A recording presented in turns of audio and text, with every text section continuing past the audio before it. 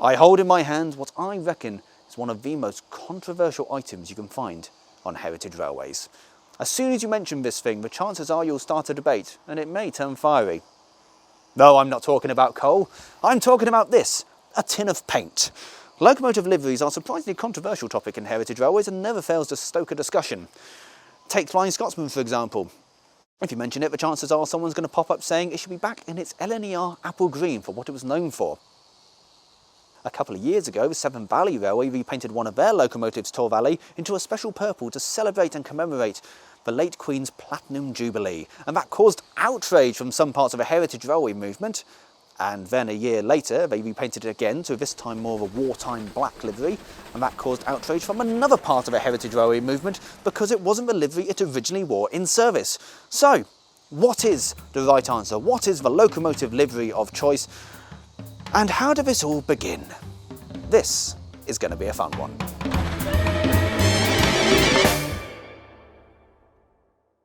Now, before we begin, a few caveats and let's say ground rules. The first one is, with the Watercress Line being a Southern Region railway, we're going to concentrate on the southern story, to an extent. And the second one is, when it comes to locomotive liveries, there were always some locomotives which didn't quite follow the mould. An odd one would slip through here and there, so please bear with. And the third thing is always important to remember, from an engineering point of view, the main purpose of the paint is to protect the metalwork, stop it rusting, preserve the life of the locomotive. It's just very handy that they also found another use for the paint as well. Right, with all of that out of the way, let's go back in time.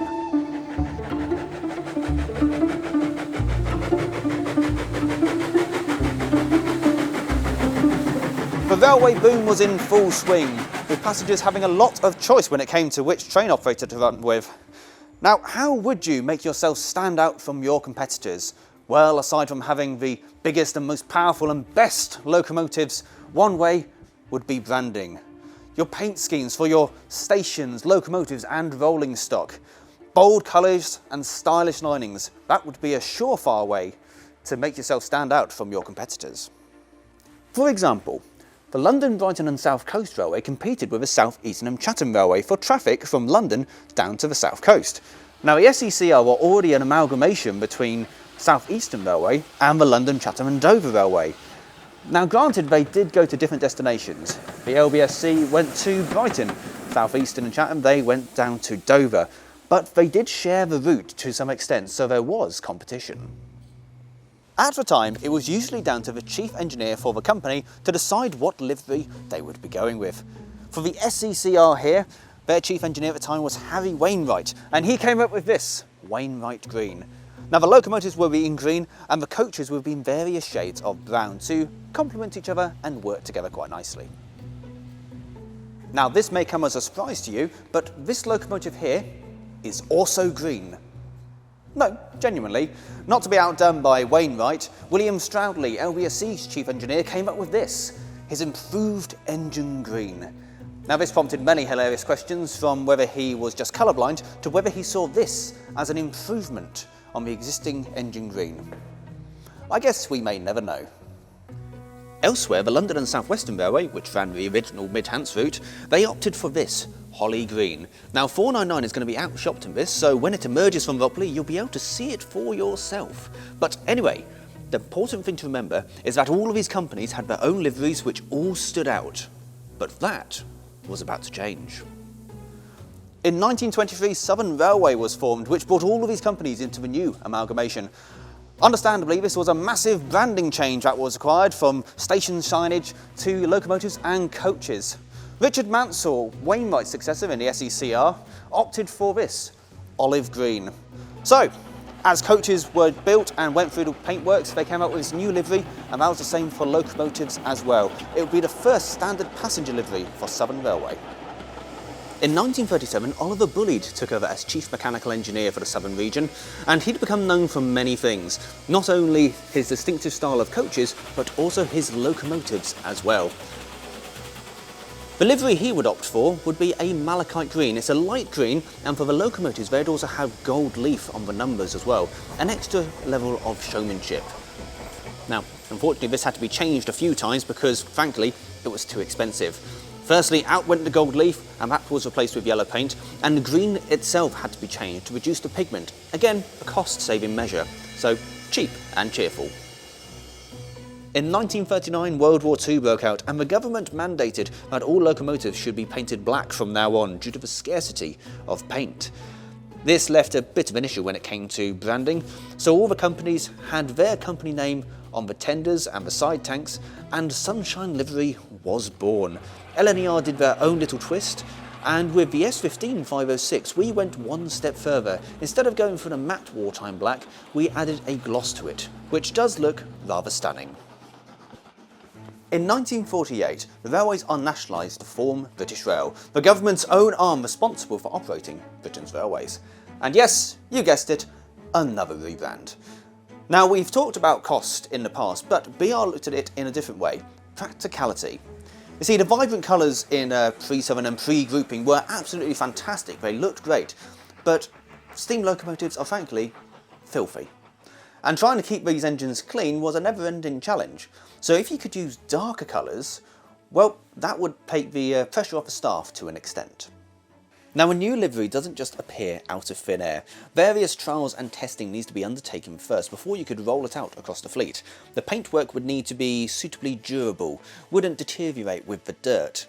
Now, this ended up with quite an interesting set of locomotive livery trials, with things like Black 5s being painted in LNER apple green. In the meantime, while all of this was going on, BR needed to introduce a sense of branding and conformity. So what they did was all the other locomotives in the fleet, so whether they were Southern, Great Western, etc., the old logos would be taken off the tender or side tanks, and the new BR1 would be pasted on. And then, once the new paintwork schemes were finished and finalised, they could be rolled out nationally. Now, across the fleet, whether it was GWR, Southern Railway, LNER, LMS, the principle would be the same. Everything below the running plate and the boiler would be black, because these areas attract a lot of dirt and it doesn't show as much on black compared to, let's say, light green. Above would vary depending on what the locomotive was going to do. So generally, passenger locomotives would be green, freight-only locomotives would be black, and any mixed traffic like our IVET would be a special lined black. Now, aside from the greens or blacks, the lined blacks, for each region, they took one class of locomotive and painted it this beautiful blue. It would denote their most powerful express passenger locomotive and give it another air of pizzazz. Sounds amazing, until there's one major problem, which was that the pigment in the paint faded a bit too quickly. So it did mean if you did do any patchwork, it would look too noticeable and frankly, a bit awful. You had two choices: not do the patchwork, leave it looking awful, or repaint the whole locomotive. Not ideal.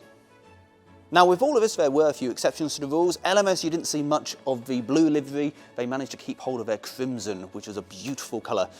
And an interesting story came out of the Swindon works, where these GWR locomotives were built. Understandably, when you transition over to a new livery, there's a bit of, well, a transition period where you have to repaint the new stuff and keep the old stuff running. So the boys at Swindon were told that they were to make one more batch of their beautiful Brunswick green. Once it was used up, over to BR.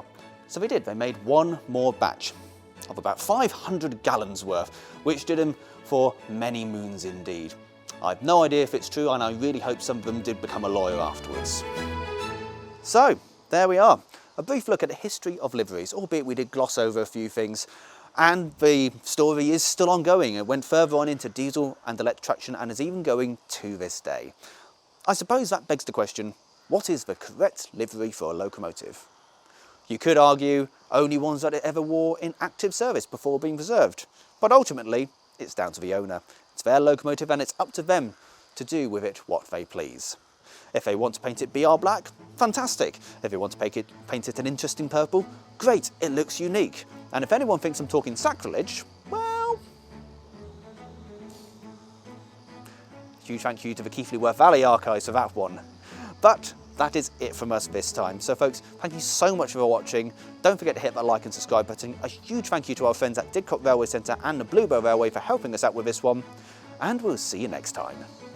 Liveries at the time were usually decided by the chief engineer. So the South Eastern and Chatham...